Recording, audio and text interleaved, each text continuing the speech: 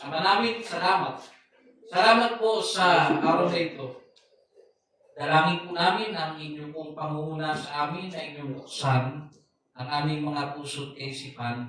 Buksan niyo po ang aming pagdinig na marinig po namin ang inyong mensahe sa araw na ito at may tago namin sa aming puso. Huwag niyo po pahintulutan ang kaaway na ito po'y kunin sa aming mga puso.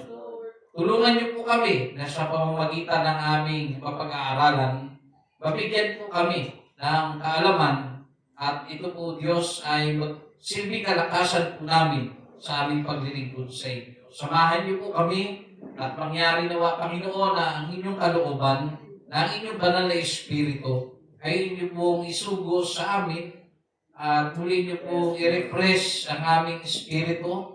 Tulungan niyo po kami na muling matanggap, maranasan, na mapuno at mapuspos ng iyong banal na Espiritu sa araw na ito. Muli niyo pong iparanas sa amin ang inyong kapangyarihan at kadakilaan, Panginoon. Baguhin niyo po kami at nawa ang lahat po ay tumanggap po, O Diyos, ng kalakasan buhat sa inyo. Ito po aming dalangin sa dakilang pangalan ng iyong anak na si Yesu Cristo. Amen. Praise the Lord. Palakpakan po natin ang ating Panginoon.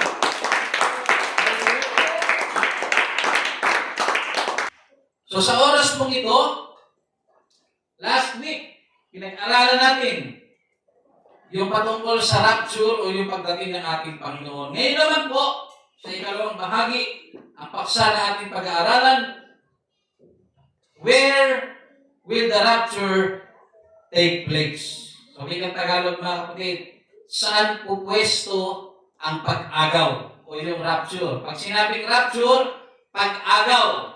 Yun po yung pagdating ng Panginoon, pagtunog ng trompeta, ang sabi sa propesya, dadating ang Panginoon, no, na nasa alapaap, at iipunin niya po.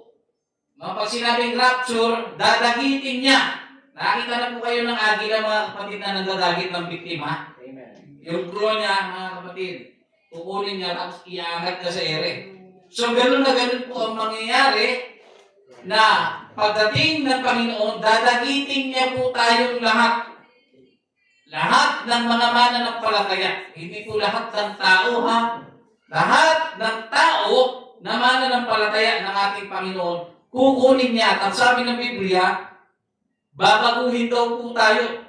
Yung ating katawan, papalitan ng walang kasiraan.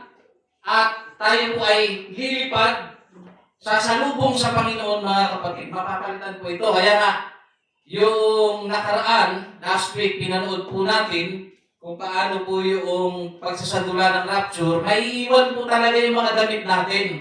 Sa totoo lang. Wala po tayong magadalang material na bagay. Kaya nga po magkakaroon ng malaking question ng mundo dahil ang daming mga tao, pare-parehas mga nawawala. At nare-report po yan mga kapatid na sa isang ganitong lugar, ang daming taong bigla na lang nawala. No? At maaari may mahagip ng CCTV dyan na biglang mawala tapos biglang malaglag yung mga damit. Mga kapatid, may iiwan talaga yun. No? At sa Panginoon po ang tao.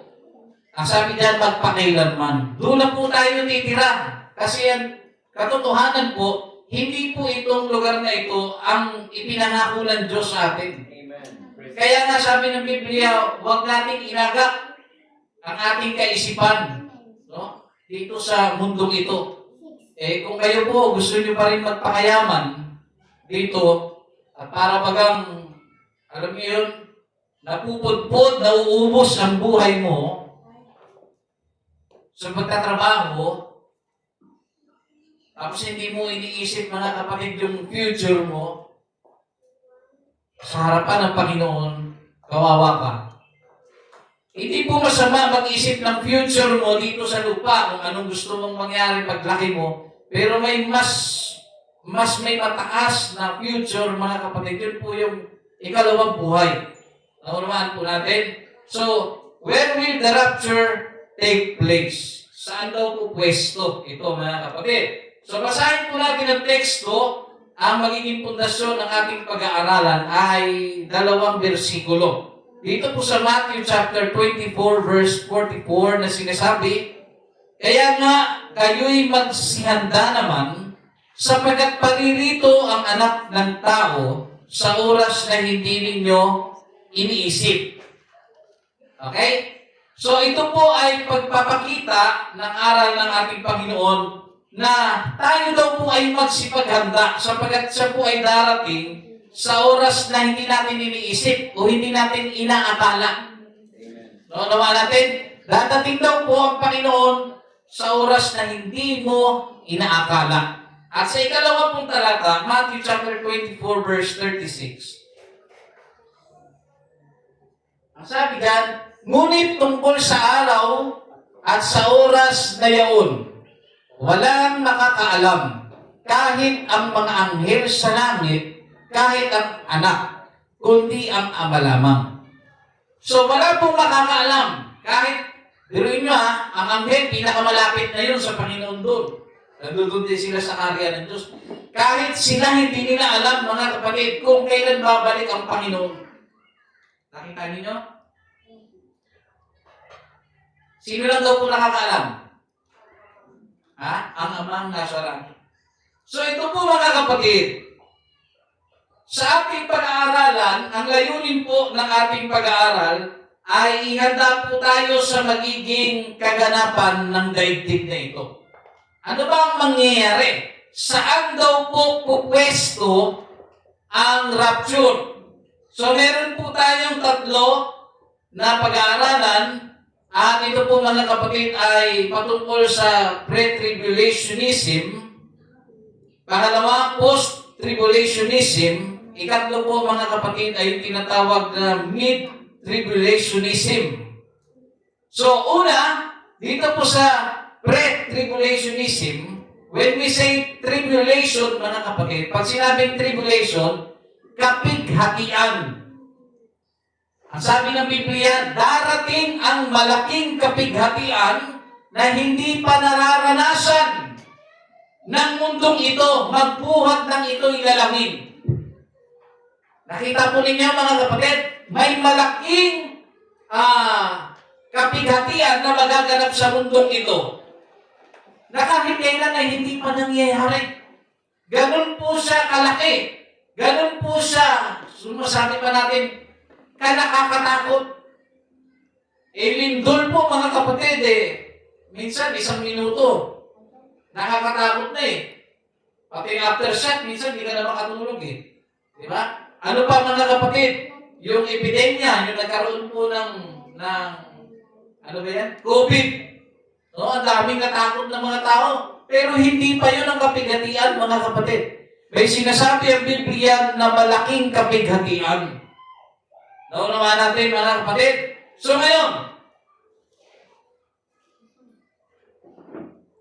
una sa listahan, yung tinatawag na pre-tribulationism. Pag sinabing pre-tribulationism, ito po yung aral na kung saan mauuna daw po ang rapture. Marami pong naniniwalang mga kasimbahanan at mga leader ng simbahan na mauuna daw po ang rapture. Mauuna daw po ang pagdating ng Panginoon bago magaganap ang malaking kapighatian. Okay? Ang sabi dito, ang rapture ang unang magaganap bago magsimula ang 7 taon ng tribulation o kapighatian. Tandaan niyo po kung sakaling mauuna ang rapture, saka dadating ang tribulation o yung kapighatian. Malaking kapighatian ang sabi ng Biblia. At yun po ay tatagal ng 7 taon. Yung COVID po, ilang taon po inabot? 2 years. 2 years ba? O 2 to 3 years, masabihin na natin, para safe. Yun pa lang mga kapatid, kahirap-hirap na ng buhay. Ito po, malaking kapighatian, 7 taon daw po yan mga kapatid. Okay? Yan ang mangyayari sa hinaharap. So, ang Bible verse na mababasa natin patungkol dito sa 1 Thessalonians chapter 5 verse 9, sabi diyan, sapagkat tayo'y hindi itinalaga ng Diyos sa galit, kundi sa pagtatamo ng pagliligtas sa pamamagitan ng ating Panginoong Jesucristo. So, ang pinangahawakan ng maraming mananampalataya, kung bakit daw mauuna ang rapture, dahil ang Panginoon daw, hindi daw tayo itinalaga, hindi daw tayo naka-appoint.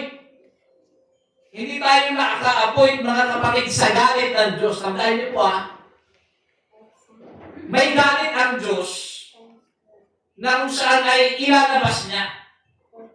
Huwag tayo magsasabi, mga kapatid, na ang Diyos, minsan kasi ang pagkaunawa ng tao sa Diyos, ang Diyos hindi nagagalit, mabuti siya kahit makasalanan, which is totoo, pero tandaan niyo po, meron pong nakatakdang panahon na ilalabas ng Diyos ang kanyang galit sa sanlibutan ito. Amen. Ngayon po, mga kapatid, ito yung pinangahawakan ng marami na sinasabi nga, hindi tayo itinalaga ng Diyos sa galit. So yung rapture, yung tinatawag na tribulation, malaking kapighatian, yan po ay bahagi na kung saan ilalabas ng Diyos, mga kapatid, yung malaking kapighatian, dilubyo na pwedeng mangyari sa tao. Okay? So ngayon po, ito po yun. Na siyang narinig ko rin naman sa ating ibang mga kapatid na nagsasabi na maunang rapture kasi hindi tayo naka-appoint dyan. Yan ay naka-appoint sa mga taong hindi mananampalataya. So, madaling salita, parang gano'n na nangyayari. Ngayon, number 2, yung tinatawag na post-tribulationism. Pag sinabing post-tribulationism, mauuna po yung tribulation. So, ito ang paniniwala na ang tribulation ang mauuna at ang rapture ay magaganap sa mismong katapusan nito, kasabay ng ikalawang pagdating o yung second coming ni Kristo. Ngayon, ito pong post-tribulationism, mga kapatid, o yung post-trib, ito daw po ay mangyayari pagkatapos ng malaking kapighatian. Ilang taon po yung kapighatian na mangyayari? 7 taon. Pagkatapos ng 7 taong kapighatian na mangyayari sa inaharap, saka lang daw dadating ang Panginoong Jesucristo. Yan po ang sabi ng propesya. Ngayon po, sabi nito, ang mananampalataya ay dadaan sa paghihirap at pag-uusig ng Antikristo. Darating po yung Antikristo, mga kapatid. Ngunit iingatan ng Diyos ang kanilang pananampalataya hanggang sa huli. So, Bible verse na pinangahawakan sa bagay na ito ay yung Matthew chapter 24 verse 29 hanggang 31. So, babasahin ko po. Datapwat kara-karakang pagkatapos ng kapighatian. Nakita ninyo? Ano yung alago? Hindi sinabing pagdating. Kundi sinabi, mga kapatid, datapwat kara-karaka. Ibig sabihin, dali-dali. No? Pagkatapos ng kapighatian, sa mga araw na yaon, ay magdidilim ang araw. Ito na po, mga kapatid. Pagkatapos ng kapighatian, magdidilim po ang araw. At ang buwan ay hindi magbibigay ng kanyang liwanag. So, hindi na po magliliwanag ang buwan. At nangalalaglag ang mga bituin mula sa langit at magsisipangatal ang mga kapangyarihan sa mga langit. 30. At kung magkalayoy, lilitaw ang tanda ng tao ng Diyos sa langit. At kung magkalayoy, magsisitaghoy at lahat ng mga angkan sa lupa. At makikita nila ang anak ng tao na pariritong suma sa mga alapaap ng langit at may kapangyarihan at dakilang kaluwalhatian. 31. At susuguin ang kanyang mga anghel na may matinding pakakak. Yung pakakak po, trompeta po yun. At kanyang titipunin ang kanyang mga hinirang mula sa 4 na hangin ng sanglibutan mula sa isang dulo ng langit hanggang sa kabila. Yan po yung pinangahawakan dyan. So ito naman po yung ikatlo na tinitignan kung saan po pwesto ang rapture. Yung tinatawag na mid-tribulationism. Pag sinabing mid, yan po yung middle. Ibig sabihin, nasa gitna. Okay? Naniniwala yung iba maunang rapture. Sa isa naman, matatapos yung rapture. Magaganap daw pagkatapos ng kapigatian. Yung isang paniniwala yung nasa gitna, nasa middle. Makakaranas din ng kalahating tribulation ang tao bago po dumating ang Diyos. Yun naman po yung paniniwala nila. So, magaganap ang rapture, mga kapatid, sa gitna ng 7 taon ng tribulation o kapigatian. Ito po ay tatagal ng 3.5 years. 3 taon at kalahati. Ang unang kalahati ay simula ng kahirapan ng tao. Ngunit ang huling kalahati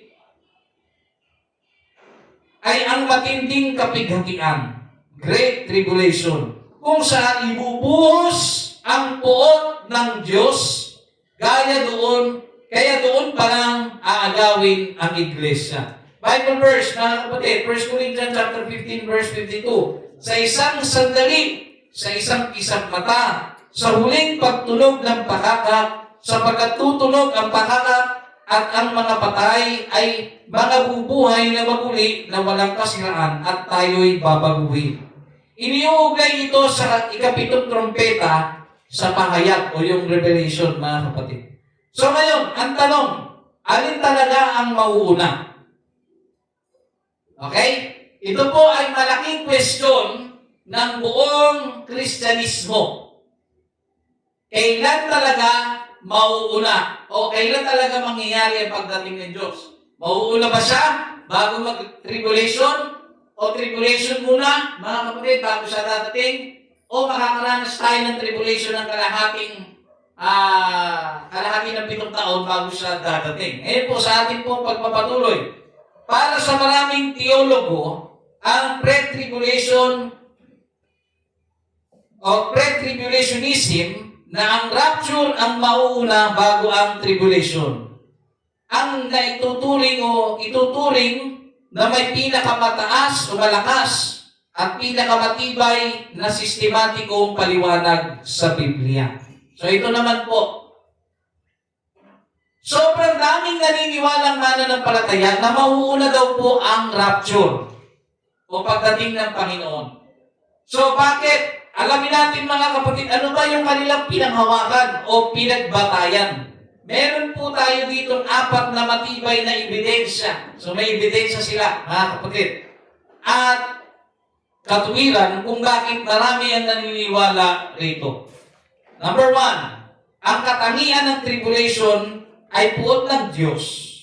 Sabi rito, ang 7 taon ng tribulation ay hindi lamang simpleng pag-uusig ng tao. Ito ay ang panahon ng pagbubuhos ng puot at parusa ng Diyos sa mundong makasalanan. Malinaw na ipinangako sa Biblia na ang mga tunay na mananampalataya ay hindi itinalaga para sa puot ng Diyos. Kung ang iglesia ay dadaan sa tribulation, ibig sabihin ay kasama sila sa parusa ng Diyos. May point o wala? May point. 1 Thessalonians chapter 1 verse 10.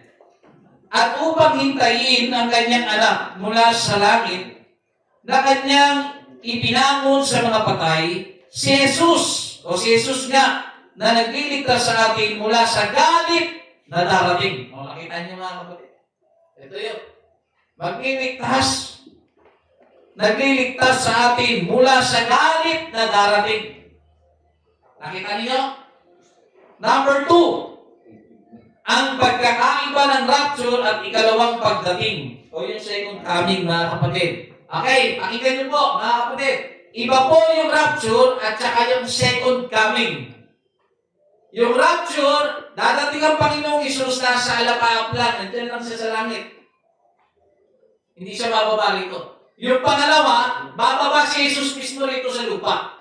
So, ang pinag-aaralan natin, yung pagdating ni Jesus, yun yung rapture. Wala pa tayo doon sa second coming, yung bababa siya. Ngayon, nasa alapaap po siya, mga kapatid.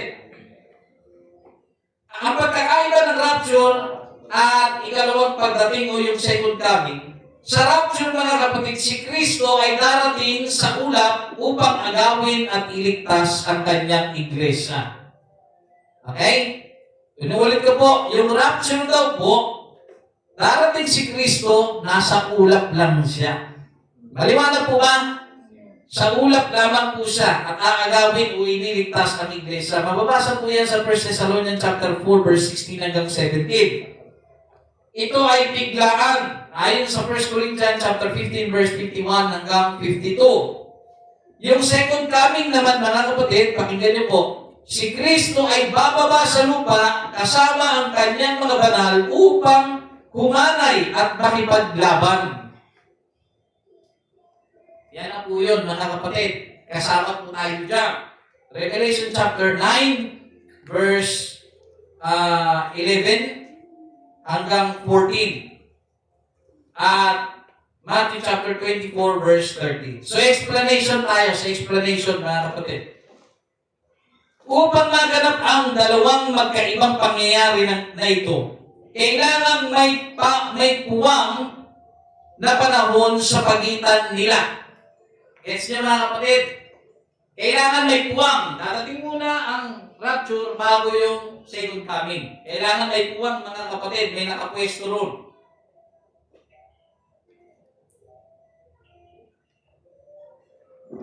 Pitong taong tribulation mga kapatid, yung pagitan. Okay? Nagiging maliwanag po ba? Pagtapos ng rapture, ayon sa paniniwala ng marami, mauna daw ang rapture, yun muna yung pinag-aaralan natin. Pagkatapos daw ng rapture, saka dadating ang 7 taon na tribulation. Yun yung kapighatian. No? Mahirap na buhay po yan. Pagkatapos ng 7 taon na yan, yan yung pagitan bago dadating si Kristo bababa sa lupa. Which is yung second coming na kapatid. Sa ating po pagpapatuloy, number 3. Ang misteryosong pagkawala ng iglesia sa aklat ng pahayag o revelation. Okay, dito nyo po makikita yan mga kapatid. Hindi nyo na po mababasa doon sa revelation mga kapatid, may bahagi ng revelation na hindi nyo po mababasa ang iglesia. Hindi nyo na po mababasa. Ano po yung church mga kapatid na binabanggit dyan? Tayo po yun mga kapatid na sumasampalataya kay Kristo. Ang sabi rito, ebidensya kung bakit nawala. Mula sa Revelation chapter 1. Tandaan niyo ba? Revelation chapter 1 hanggang number 3. Ang salitang iglesia o church ay binanggit ng 19 na beses lamang na kapatid. Ngunit mula sa Revelation chapter 4 hanggang 18, kung saan inilalarawan ang buong 7 years na tribulation, ang salitang iglesia ay hindi na kailanman binanggit sa lupa. Okay, explanation. Ang biglaang pagkawala ng iglesia sa mga kabanata ng tribulation ay matibay na indikasyon na sila ay inalis na sa lupa. Nakuha niyo? Inalis na sa lupa o na-rapture na bago pa magsimula ang mga salot. Muli na lamang lilitaw ang iglesia sa pahayag o Revelation chapter 19 kung saan kasama na sila ni Kristo na bumababa mula sa langit. Di ba? So, kaya pala, itindihin natin maigi. Ito pala, kung bakit ang daming pinangahawakan, maraming pinangahawakan ng mga mananampalataya na mauuna talaga ang rapture. Okay? Naunawaan natin, mga kapatid. Bigyan nga natin ng pagkakataon, makipag-participate ang iba. Sino sa inyo makakasagot nito? Bakit naniniwala sila na mauuna ang rapture base sa ating mga tinalakay? Bakit po? Una, hindi daw tayo itinalaga sa galit. Oh. Sumunod, ano pa?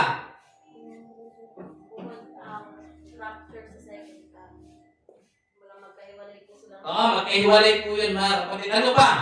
Yung pagkawala ng church, mga kapatid, base sa Revelation, hindi nyo kasi siya mababasa. So sabi niya, lumitaw na lang siya doon sa medyo dulo-dulo na, mga kapatid. So yun ay pagpapakita, mga kapatid, na nauna.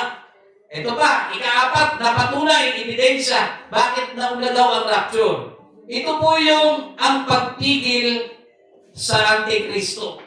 Mayroong pumipigil, mga kapatid, kung bakit hindi po makawala ng maigi ang kaaway. No? Hindi makawala, mga kapatid, ang kasamaan dahil meron pong pumipigil. So ano po ang pumipigil? Mga kapatid, kung bakit hindi po, no? Hindi po magawa ni Antikristo o ni Antikristo o ng Diablo, mga kapatid, o kaaway ng Diyos ang kanyang gustong gawin. Sinasabi sa Biblia na hindi pa maaaring lumitaw o mahayag ang Antikristo dahil mayroong pumipigil sa kanya sa kasalukuyan. Basahin natin ang 2 Thessalonians chapter 2, verse 6 hanggang 7. Nakikita ba natin? Okay. At ngayon, nalalaman ninyo ang nakapipigil upang siya'y mahayag sa kanyang talagang kapanahunan. Si Antikristo po ang tinutukoy dyan. Meron pong pumipigil sapagkat ang hiwaga ng kasamaan ay gumagawa na. Lamang ay may pumipigil ngayon hanggang sa alisin ito. Nakita niyo? May pumipigil daw. So kapag inalis na, kung ano man yung pumipigil na yun, pag inalis na yun ng Diyos, tsaka kakawala si Antikristo at gagawa siya ng kasamaan, tribulation. Baka si Brother John, di ka pumipigil. Huwag ka mag-backside, Brad. Baka ikaw lang inaatay. Ha? May pumipigil. Nakikita niyo mga kapatid. Palingkod-lingkod lang tayo, papalapalakpak. Hindi natin alam mga kapatid na mayroong senaryong magaganap. Ano po kaya ang pumipigil na ito? So, tandaan niyo po ha, baka mayroong magsabi sa inyo, ang pumipigil niyan ay yung mga Kristiyano o ano. Wala po kasing matibay na ebidensya kung ano man yun. Pero, meron pong mga hinuha, mga kaisipan. No? Sabi dyan, hindi tuwirang pinangalanan ni Apostol Pablo kung sino o ano ang talaga ang pumipigil na ito. Dahil dito, may iba't ibang pangunahing interpretasyon. Ito na nga po, ganyan kagaling ang mga tao. Hindi mo nga alam, mag-i-interpret ka pa. So ngayon, mayroong mga interpretasyon. Sige, tignan natin ang kanilang mga interpretasyon. Ang mga scholar, mga kapatid, ay may mga interpretasyon at mambabasa ng Biblia kung ano ang tinutukoy nito, kung sino daw po o ano ang pumipigil. Sabi rito, isa sa mga interpretasyon ng mga scholar at mambabasa ng Biblia, una, maraming Kristiyano at teologo ang naniniwala na ang banal na espiritu ang pumipigil. Okay?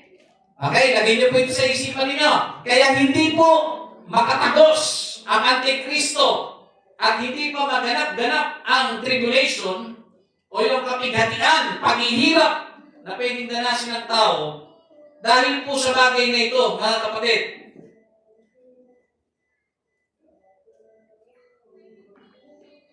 Dahil po sa banal na espiritu.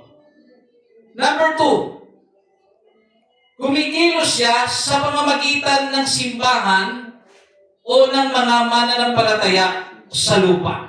Yan po yung nagiging papel niya. 3. Kapag inalis o kinuha na ang banal na espiritu kasama ang tunay na iglesia sa panahon ng tinatawag na rapture. Okay, tingnan niyo pa, ang pumipigil daw po ay ano?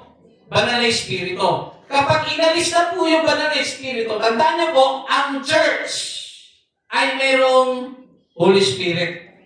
Kaya nga po, iniimbita natin ang mga kapatiran, kapag tapos na pinapalapit natin sila sa unahan, hindi po ba? Upang tanggapin po nila ang ipinangako ng banal na espiritu. Pinangako ng Diyos, tanggapin nila yung banal na espiritu. Na ang patunay nga niyan ay magsasalita ka ng iba't ibang lingwahe.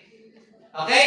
So yun daw po yung pumipigil, yung banal na espiritu na nasa loob ng iglesia, na nasa loob po natin lahat. Yan daw po ang sabi ng iba. Na kapag kinuha ng banal na espiritu, tandaan niyo pa, sa rapture, ang sabi nga may isang aral sa Biblia, ang walang Espiritu ni Kristo ay hindi kay Kristo. Datapwat kayo'y wala sa laman, kundi nasa Espiritu. Kung gayo'y tumitira sa inyo ang Espiritu ng Diyos. Kaya pag nag-worship po tayo, no? At tumanggap ka ng pangako ng Panginoon, nag-speaking in tongue ka, tumitira na sa iyo ngayon ang Espiritu ng Diyos. At ang sabi ka, datapwat, kung ang sino may walang Espiritu ni Kristo, siya'y hindi sa Kanya. Hindi ka pala sa Panginoon. Kaya hindi po lahat ng nagsisimba ay sa Diyos. Kaya kung i-analisa natin ang bawat isa, ang ating mga sarili, tingnan natin, isipin natin na maigi mga kapatid, ako ba ay kay Kristo? Kay Kristo ba talaga ako? Ako ba talaga nasa panig ng Panginoon? O nasa panig ng kasamaan? Tumanggap ka na ba ng banal na Espiritu? Ito po yung tanong eh. Sa mga hindi pa tumatanggap ng banal na Espiritu, huwag po kayong magpakakampante.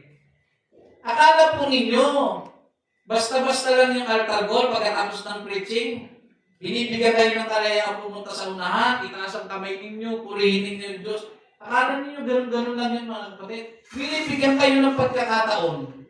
Natanggapin niyo yung pangako ng Diyos. Kaso nga lang, hindi mo yan matatanggap kung hindi ka naman nagpo-worship, hindi ka nagpupuri sa Diyos. Amen. So once na ikaw pag tumanggap na ng banal na Espiritu, nakatira na sa iyo, tumitira na sa iyo ang Espiritu ng Diyos. At ang sabi ng Biblia, sa oras po na dumating ang Panginoon, yung banal na Espiritu ang nakatira sa iyo, yun mga kapatid, ang magiging bentahe mo para makalipad ka. Nakuha ninyo mga kapatid, sa mga tumanggap ng banal na Espiritu, pagdating ng rapture, may banal na Espiritu ka, isa ka po sa nakakasama, sasalubong po tayo sa Panginoon. Amen. Ano naman natin? Sikapin po natin na mapuspos tayo ng banal na Espiritu. At sa mga tumanggap ng banal na Espiritu, huwag po tayong magpakakampante. Naunawaan po natin, kailangan po natin masigurado na tayo po'y nasa panig ng ating Panginoon. Naunawaan natin mga kapatid. Number 4, ang Espiritu Santo na nananahan sa loob ng iglesia ang siyang pumipigil sa ganap na kasamaan sa mundo. Kapag inalis na ang iglesia sa pamamagitan ng rapture, maaalis na rin ang pagpipigil na ito at doon pa lamang lilitaw ang Antikristo para simulan ang tribulation. Bible verse, 2 Thessalonians chapter 2, verse 7 hanggang 8. Sapagkat ang hiwaga ng kasamaan ay gumagawa na. So nariyan na, kaya nga ang dami na po kasamaan ngayon. Yun nga lamang ay may pumipigil ngayon hanggang sa alisin ito.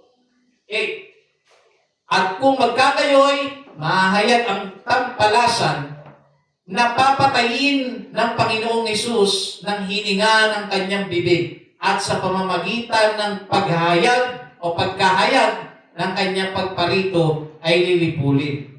So nakita niyo mga kapatid, may point po ba kanilang mga pinag-aralan? Meron po. Kaya sobrang dami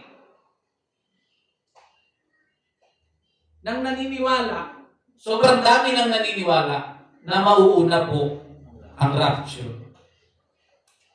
Okay? Sa lahat ng umaasa mauuna ang rapture, magsabi ng amen. Amen. Madami rin dito eh. Kung ako po ang tatanungin niyo, ako po yung umaasa na mauna ang rapture, mauna yung pagdating ng Diyos. Kasi alam niyo po ba kung bakit? Pag nauna po ang tribulation, hindi natin alam kung sino ang makakasurvive. Hindi natin alam kung sino sa atin ang makakatagal. Hindi natin alam kung sino sa atin ang makakapagtiis pa. Alam niyo kung bakit? Sobrang hirap po ng dadanasin ng tao sa tribulation. Yung COVID-19, ang daming tao, kung tutuusin, ayaw naman po talaga nilang vaccine. Ang dami pong tao. Isa na po ako dyan. Kaya hanggang ngayon, wala akong vaccine. Muntik na. Di ba? Ang daming natakot na alarma. Bakit? Kung wala kang vaccine, hindi ka makakapagtrabaho. Kung wala kang vaccine, hindi ka rin makakabili. Nakuha ninyo? Tanging na-vaccina, na-injectionan o na-vaccine, ang may pribilehiyo na bumili, magtinda nung mga panahon medyo maluwag-luwag na at makapagtrabaho. Alam niyo po ba, kung gagamitin po natin lilikotin natin ng konti ang sitwasyon, hindi niyo po ba napuna na ang vaccine o ang COVID ay parang anino ng paparating na tribulation? Dahil sa tribulation, mga kapatid, ang sabi ng Biblia, hindi ka makakabili, hindi ka rin pwedeng magtinda kung wala kang tatak o marka ng 666. Kasi po, kailangan pong tatakan ng tao sa kanan ng kanyang kamay at sa noo. Okay? Kaya sa dalawa, tingnan nyo kung gaano ka-utak tong Antikristo na to. Bakit dalawa yung option? Bakit?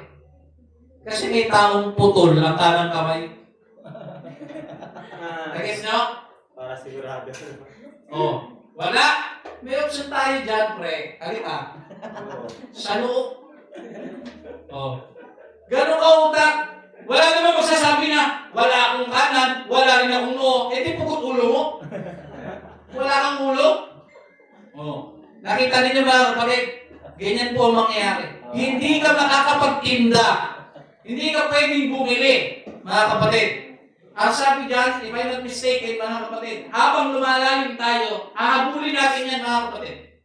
Dadating tayo dyan, unti-unti lang tayo. Sa pilitang tatatakan po ang tao.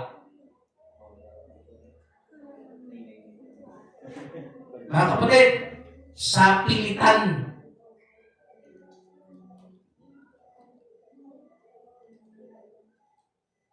Yung vaccine nga sa pilitan din yun Pero wala kang magawa, hindi ka makabili, hindi ka magpapabaksin. Kami nun ni Sister May, hindi kami pwedeng ikasal nang hindi po kami mababaksin. Dapat na magkakasal sa amin si Mayor. Naka-schedule lang po kami. Nung malaman kami po ay unvaccinated, ay kailangan daw magpabaksin. Alam niyo mga kapatid, dumating ako sa sitwasyon na para matapos sa ito, magpabaksin na tayo. Kahit labang sa kaluban. Kasi wala wala na option May expire yung meron kasi kami nahabol na date. Pag lumampas yun, hindi na epektibo yung papeles namin. Pero nung nandigon, si Sister May, hindi. Kaya salamat sa Panginoon, hindi kami nabaksinahan o nabaksinate. Sobrang laki po mga kapatid. Ang lawak po ng nangyari dahil ang dami pong namatay sa vaccine. Hindi nyo pansin, yung mga healthy, bigla na lang namatay.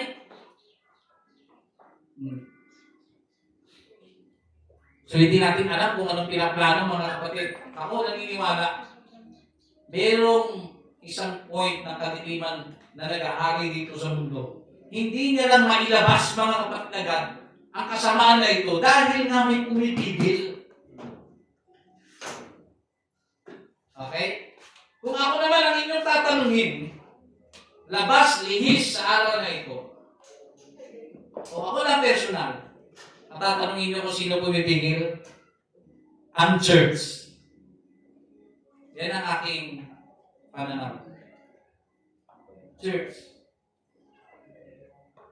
Pag once na na-rapture na, saka na siya makakagawa ng gusto niyang gawin. Kasi wala. Alam niyo yung tipong anak ka, hindi mo magawa ang lahat ng gusto mo magawa sa bahay. O, estudyante ka, hindi mo magawa ang kakulitan mo. Noong sinabing, may sakit si teacher niyo, hindi makakapasok. Alam niyo yung pakiramdam?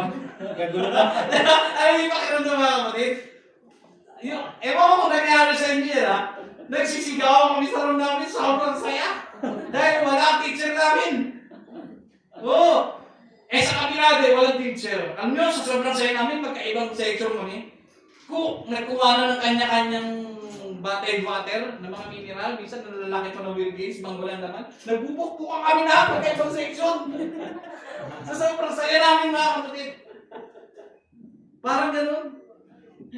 Pero hindi kasi nasabing teacher ang pumipigil. Kapatid ko, bakit hindi makawala ang Diablo? O hindi makawala ang kasamaan? Kaya, mga kapatid, kung titignan natin, yung mga speculation, may point naman talaga. Ito naman, generalized to Baka may Spirit Siyempre, yung church may Holy Spirit Pagdating ng rapture, pag may Holy Spirit, kasama ka talaga sa angat. So, generalized, ito talaga ang pinaka-ano. Matitignan po natin. No? So, sa ating po magpapatuloy, mga kapatid,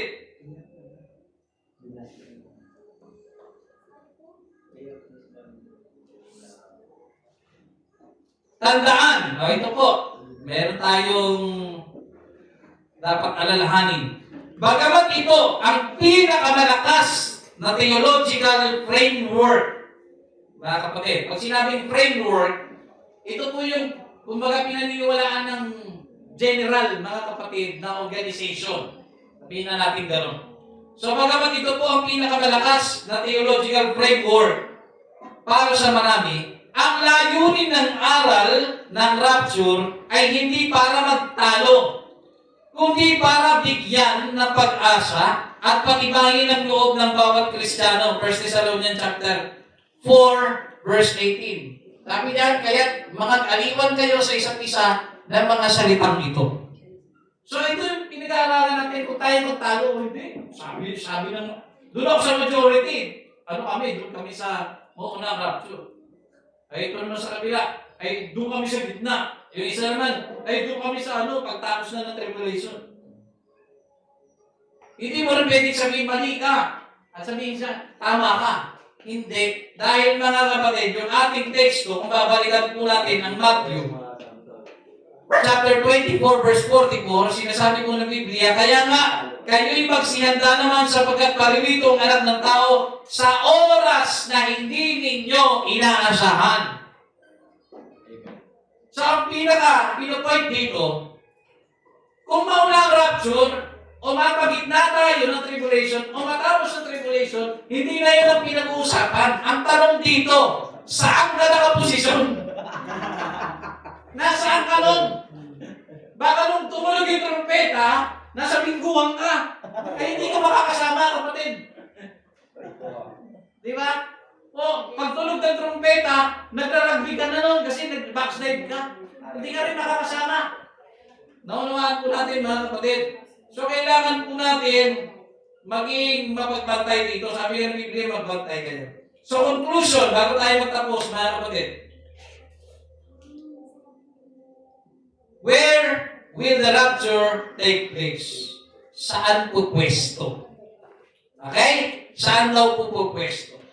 So, hindi na po natin kailangan mamili. Huwag tayo magpilit ng mga pananaw natin.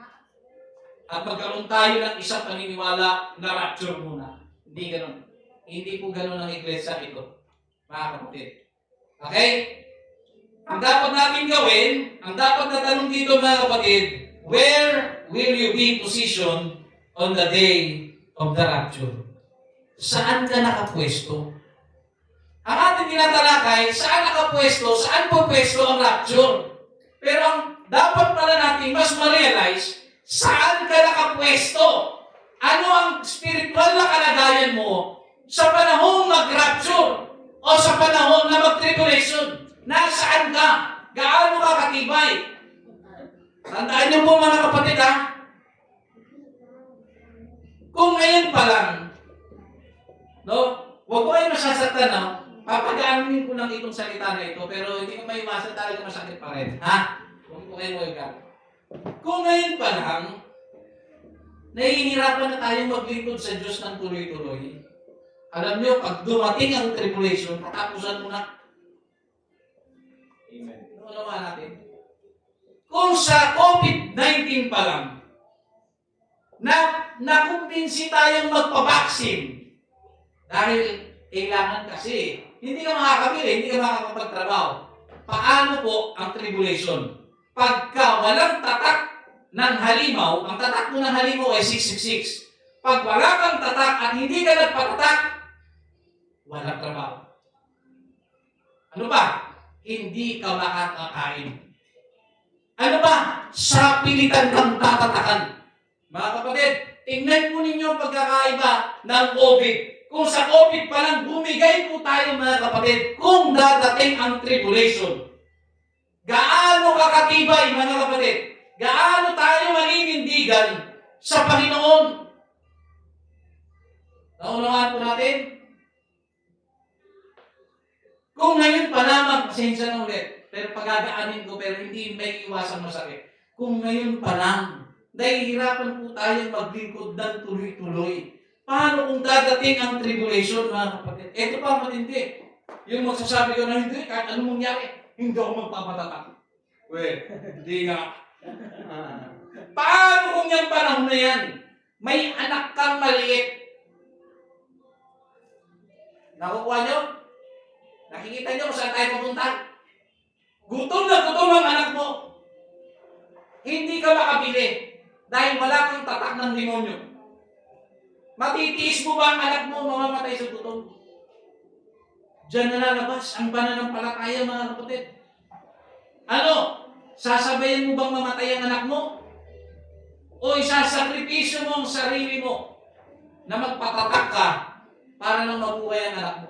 Pero tandaan niyo po, ang lahat ng magpapatatak ng 666, katapusan niyo na.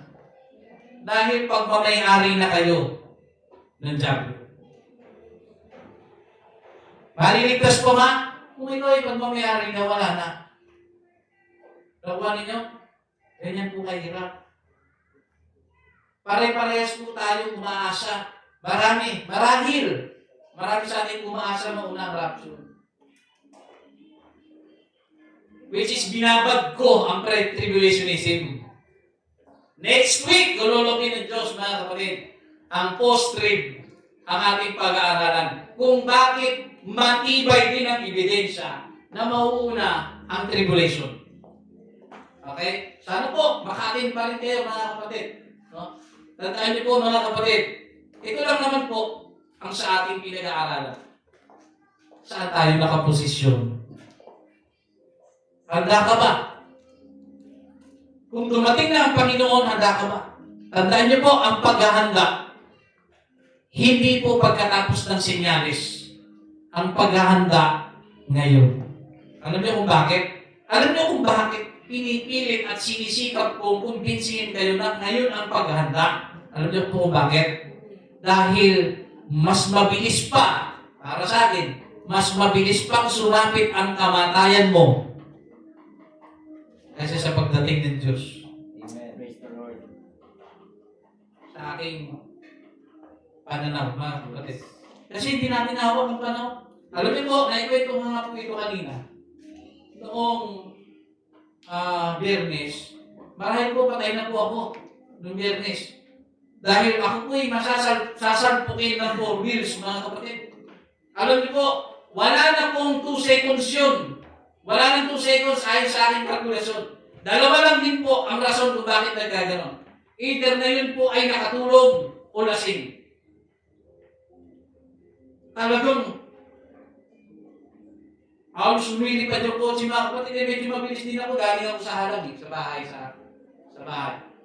Tinatid ko si Sister May. Mabilis po, highway yun eh. Hindi ko pwede magpagalo. No, sa Dorotea 1. Doon po banda. Sa may parisan doon, may parisan sa gilid.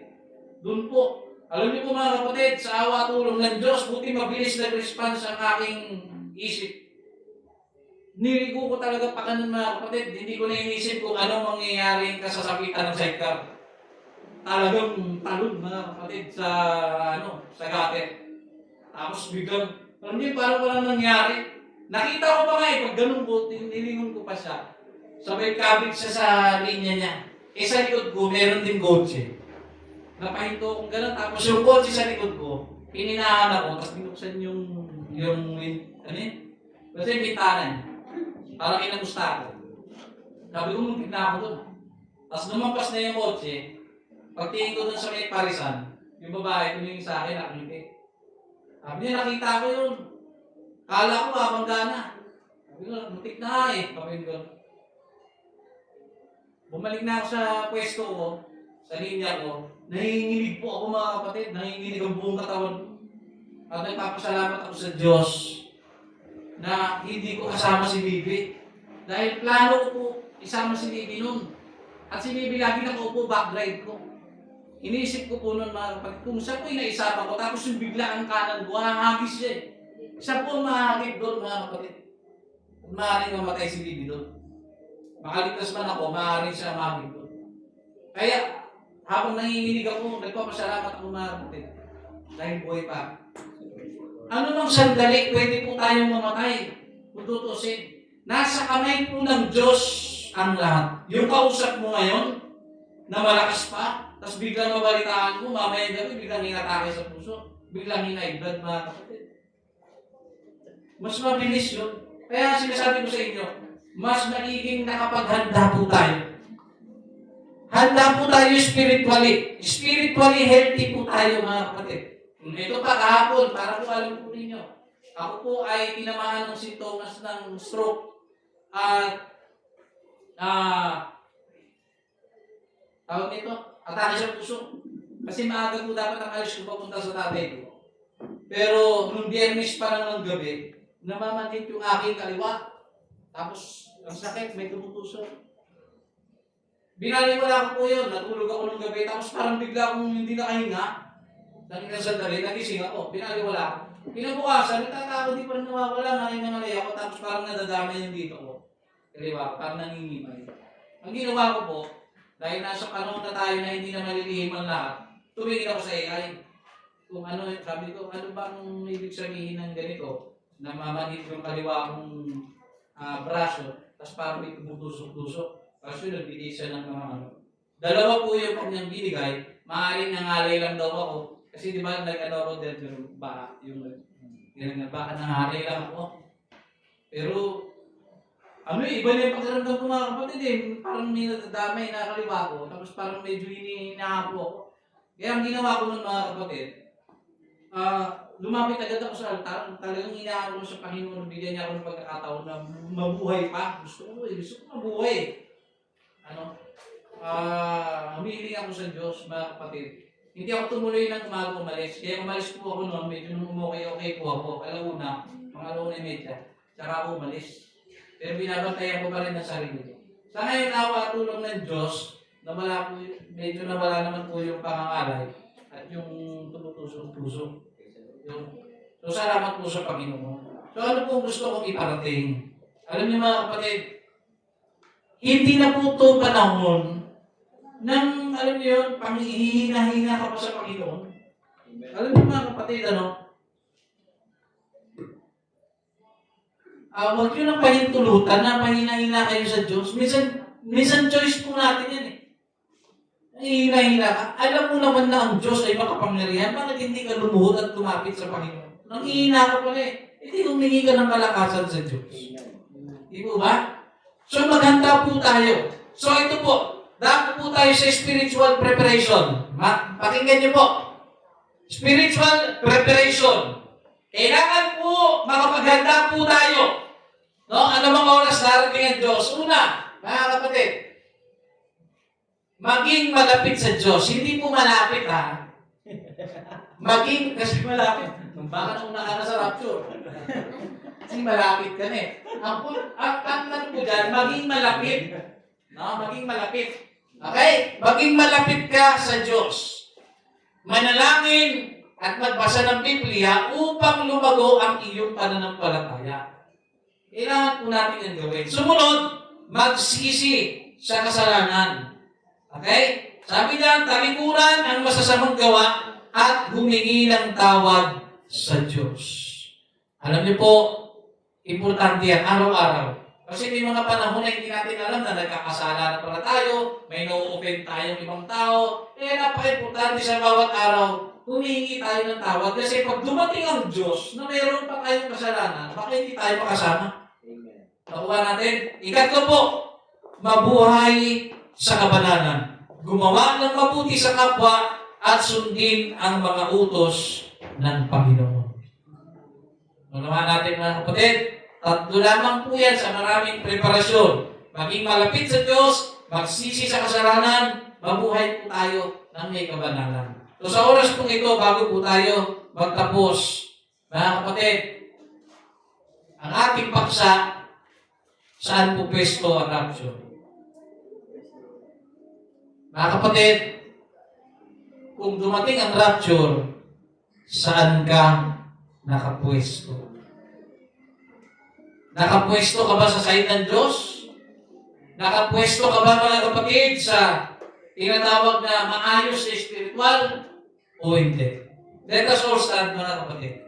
So sa oras na ito sa ating pagtayo, mga kapatid, gusto ko pong mag-isip-isip po tayo.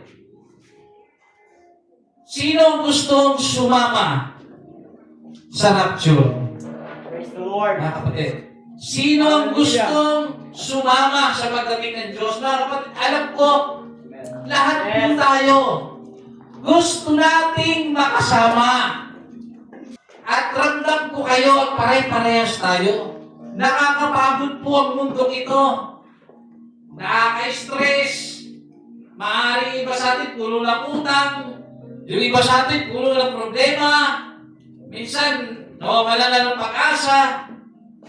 Nakakapagod po ang mundong ito. Tanging ang rapture po ang pag-asa natin para matanggal ang lahat ng bigat na nararanasan natin. Yes. Hallelujah. Isentro natin ang ating isipan at puso sa Panginoon ngayon. Maging tapat po tayo sa harapan ng Diyos. Kausapin natin ang Diyos. Ibuka mo ang iyong bibig at kausapin ng Diyos, Panginoon. Kung kayo po'y dadating, kayo po ang nakakakita ng estado ng aking pananampalataya. Mga kapatid, nakikita ng Diyos ang estado ng iyong paglilingkod. Nakikita ng Diyos ang estado, mga kapatid, ng iyong pananampalataya. Kung sakaling dadating ang Panginoon, makakasama kaya tayo, mga kapatid. Praise the Lord.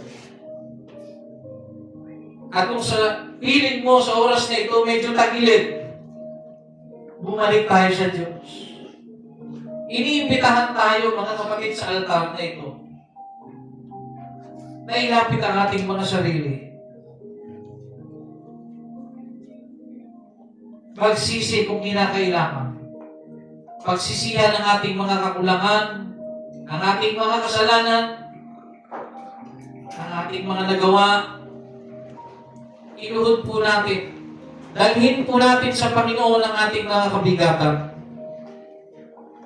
Purihin po natin ang ating Panginoon.